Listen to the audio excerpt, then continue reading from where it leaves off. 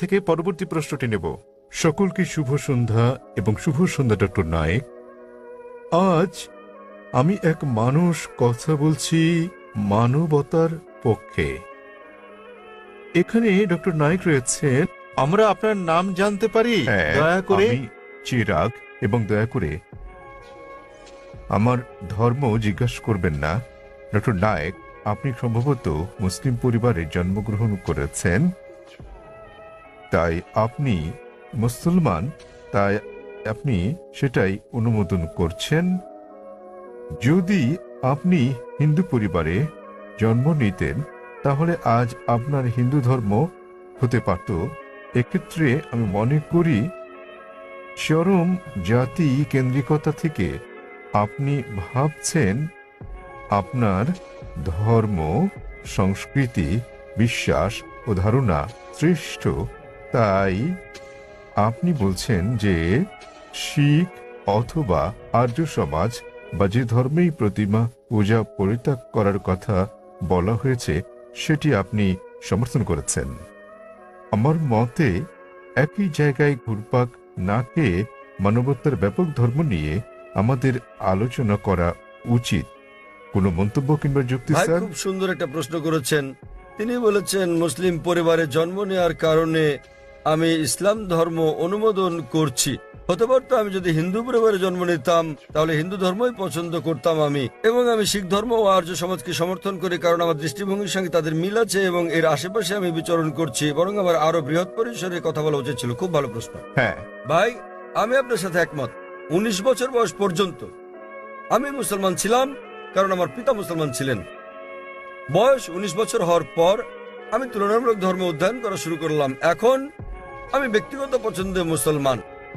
আর বিশ্বাস করেন, যদি আপনি ইসলামের চেয়ে ভালো কোনো ধর্ম আমাকে দেখাতে পারেন তাহলে আজই আমি সেই ধর্ম গ্রহণ করতে প্রস্তুত আছি। আজই। স্যার, আমি মানবতার ধর্মের কথা বলছি। ভাই আমি বলবো জি জি আমি বলছি, যদি কেউ ইসলামের চেয়ে ভালো কোনো ধর্ম তা যুক্তি দিয়ে, বৈজ্ঞানিক তথ্য দিয়ে প্রমাণ করতে পারেন তাহলে আমি গ্রহণ করতে প্রস্তুত আছি। আপনি বলছেন মানবতার কথা। কে মানবতার নামে গ্রন্থ রচনা করেছেন? মহাত্মা গান্ধী। কে লিখেছেন? আপনি জানেন একজন মুসলমান ভালো মুসলমান হতে পারবেন না যদি তিনি ভালো মানুষ না হন।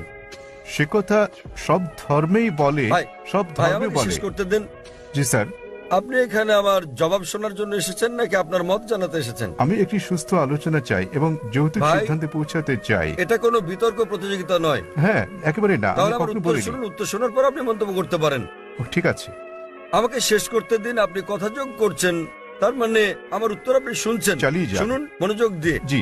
আপনার মনের মধ্যে মহাভারতের কাহিনী চলছে, কি করে শুনবেন? দয়া করে চালিয়ে যখন যান। আপনি আপনার প্রশ্নের সময় কি আমি আপনাকে বাধা দিয়েছিলাম? দয়া করে চালিয়ে যান। আমি কি বাধা দিয়েছি? আপনি বাধা দেননি। দয়া করে চালিয়ে যান। সবকিছু লেখা আছে, প্রশ্ন করতে আসছেন, আমি কিভাবে বলেছি? আমি জবাব দিচ্ছি, শুনুন। হ্যাঁ, তাতে এটা কি? আমার জবাব। তাহলে কেন আপনি মন্তব্য করছেন? দয়া করে বলুন স্যার, দয়া করে বোঝার চেষ্টা করুন। আমাকে আপনার উত্তর বলুন। আমার উত্তর শুনলে আপনি বুঝতে পারবেন, অন্যথায় লাখ লাখ মানুষ বুঝলেও আপনি একই প্রশ্নই করে যাবেন। আমি একজন চিকিৎসক। এক ব্যক্তি একা দুটো বিষয়ের প্রতি মনোযোগ দিতে পারে না। উত্তর শুনুন, উত্তর দেওয়া হলে আর সমস্যা থাকবে না। তাহলে আপনাকে বুঝতে হবে আপনি মানবতার কথা বলছেন। আপনি প্রথমেই বলেছেন আমার ধর্ম জানতে চাইবেন না, পরে আপনি বলছেন আমি মানবতার পক্ষে। সর্বপ্রথম আপনি আপনার দৃষ্টিভঙ্গি শনাক্ত করতে লজ্জিত, তারপর আপনি মানবতার কথা বলছেন। আমি আপনার কাছে জানতে চাই, মানবতা নামের বইটি কে লিখেছেন? এরকম কোনো বই আছে কি? মানবতার কোনো দিক নির্দেশনা আছে? আমি আপনাকে বলছি, ভালো মানুষ না হয়ে একজন মুসলমান ভালো মুসলমান হতেই পারে না। সব ধর্ম বলে না। আমি বলার জন্য দুঃখিত যে আপনি অন্যান্য ধর্মগ্রন্থ অধ্যয়ন করেননি। আমি আপনাকে বলতে পারি, আমি উদ্ধৃতি দিতে পারি বেদ থেকে, অন্য হিন্দু ধর্মগ্রন্থ থেকে, বাইবেল থেকে উদ্ধৃতি দিতে পারি যেগুলো মানবতার বিরুদ্ধে যায়। আমি অন্য ধর্মের সমালোচনা করতে আসিনি। যদি আপনি কোনো ধর্ম অধ্যয়ন করে না থাকেন তাহলে দয়া করে এমন কিছু বলবেন না যে ব্যাপারে আপনার জ্ঞান নেই। কোরআনে বলা হয়েছে ফাসআলু আহলে যিকরি ইন কুনতুম লা তা'লামুন। সূরা নাহল অধ্যায় 16 আয়াত নাম্বার 43, সূরা আম্বিয়া অধ্যায় 21 আয়াত নাম্বার 7। আপনি তুলনামূলক ধর্ম বিষয়ের ছাত্র নন, তাই না জেনে কোনো মন্তব্য করবেন না। আমি বাইবেল থেকে উদ্ধৃতি দিতে পারি যা মানবতার বিরুদ্ধে। আমি আপনাকে চ্যালেঞ্জ করছি, কোরআন থেকে এমন একটা আয়াত বের করেন নবী মোহাম্মদ সাল্লাল্লাহু আলাইহি সাল্লামের এমন কোন বাণী বের করেন যা মানবতার বিরুদ্ধে যায়। সুতরাং এমন কথা বলবেন না সব ধর্মে বলা হয়েছে। দুঃখিত, আপনার জানাশোনা বড়ই দুর্বল। আমি আপনাকে যা বলার চেষ্টা করছি, মানবতা মানে ঠিক আছে, আপনি কেবল স্ট্যান্ডার্ড 2-3 তে আছেন। আর আমি যা বলছি তা কেবল স্কুল পাস নয়, কেবল স্নাতক পাস নয়, বুঝতে হবে স্নাতকোত্তর পাস হতে হবে আপনাকে। ইসলাম মানে উচ্চ পর্যায়ে, কেবল মানবতার কোনো পর্যায় নেই। ভালো মানুষ না হলে কোনো মুসলমান ভালো মুসলমান হতে পারবে না। আমি আপনাকে চ্যালেঞ্জ করছি, ইসলামের এমন একটা দিক আপনি বলতে পারেন যা মানবতার বিরুদ্ধে যায়। যৌক্তিক পটভূমি, যৌক্তিক কারণ আপনার জানা না থাকতে পারে ইসলাম কেন এমন অনুশাসন জারি করলো, আর আপনি ভাবতে পারেন সেটা মানবতার বিরুদ্ধে। ঠিক যেমন আপনারা বলেন, ডাক্তার আমাকে ইঞ্জেকশন দিচ্ছে, ইঞ্জেকশনে যন্ত্রণা দিচ্ছে, ওই ইঞ্জেকশন তো আপনার ভালোর জন্য। আপনারা বলেন ডাক্তার আমার পেট কেটে ফেলেছেন, তিনি তো পেট কেটেছেন আপনাকে জীবন বাঁচানোর জন্য। সুতরাং ডাক্তার যা জানেন আপনি তা জানেন না। যদি আমার জন্য দুটো পছন্দ থাকে, স্ট্যান্ডার্ড 2 কিংবা 3 পাস করা অথবা স্নাতকোত্তর কোর্স করা, সেক্ষেত্রে আমি স্নাতকোত্তর কোর্সই করব। কেন মাত্র স্ট্যান্ডার্ড 2-3? মানবতা ভালো, কিন্তু ইসলাম তার চেয়ে অনেক বেশি ভালো। আপনার প্রশ্নের ব্যাপারে বলতে গেলে, আমি মুসলিম পরিবারে জন্ম নিয়েছি বলে আমি ইসলামকে অনুমোদন করছি। আমি আপনাকে বলছি, আপনাকে চ্যালেঞ্জ করছি, যদি কেউ আমাকে প্রমাণ দিতে পারে অন্য যে কোনো ধর্ম, আমি প্রধান ধর্মগুলোর বেশিরভাগই অধ্যয়ন করেছি এবং আমার মনে হয় ইসলাম সবচেয়ে যুক্তিগ্রাহ্য, মানুষের সবচেয়ে সেরা ধর্ম মানবতার। এটাই একমাত্র ধর্ম যাতে মানবতার জন্য সমাধান রয়েছে।